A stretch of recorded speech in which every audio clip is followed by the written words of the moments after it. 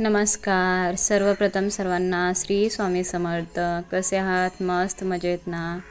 तर असेच राहा मस्त मजेत. तर आज आहे गुरुवार. तर गुरुवार म्हणजे स्वामी सेवेकऱ्यांसाठी एक सणच असतो. तर जी पण स्वामी सेवा करतात त्यांच्यासाठी गुरुवार हा खूप म्हणजे खूप मोठा दिवस असतो.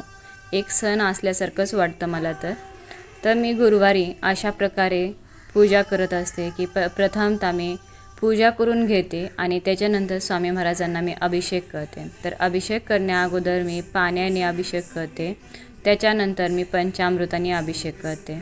तर मी श्री स्वामी समर्थ म्हणत अभिषेक करत असते.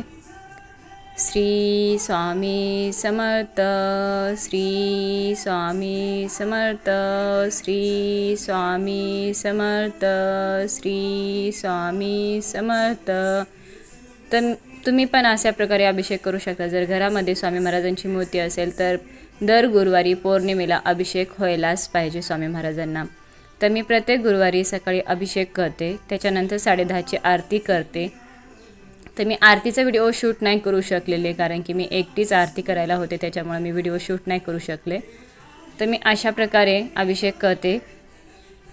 तर आपण सगळ्यांनी जे पण नवीन सेवेकरी असेल त्यांनी ज्यांच्याकडे मूर्ती नसेल त्यांनी स्वामी महाराजांची मूर्ती घ्या. दर गुरुवारी स्वामी महाराजांना अभिषेक करा. कारण की आपल्या घरामध्ये अभिषेक असेल तरच आपण आपल्या मंदिरामध्ये घरामध्ये स्वामी महाराजांची मूर्ती असेल तरच आपण अभिषेक करू शकेल. केंद्रात मठात जाऊन आपण स्वामी महाराजांना अभिषेक करू शकत नाही. त्याच्यामुळं आपल्या घरामध्ये मूर्ती असणं गरजेचं आहे, जेणेकरून की आपल्याकडून ही सेवा घडली जाते आणि स्वामी महाराज आपल्याकडून तेवढी सेवा करूनच घेतात. तर मी स्वामी महाराजांची मूर्ती स्वच्छ अशी कपड्याने पुसून घेतलेली आहे. त्याच्यानंतर मी माळ घातलेली आहे. स्वामी महाराजांना तुळशीपत्र फूल अर्पण केलेलं आहे, अष्टगंध लावलेला आहे, हिना अत्तर लावलेला आहे, धूप दीप ओवाळून अशा प्रकारे मी पूजा केलेली आहे. तर गुरुवारची माझी अशी पूजा आहे. तर आजची देवपूजा कशी झालेली आहे नक्की मला कमेंट करून सांगा.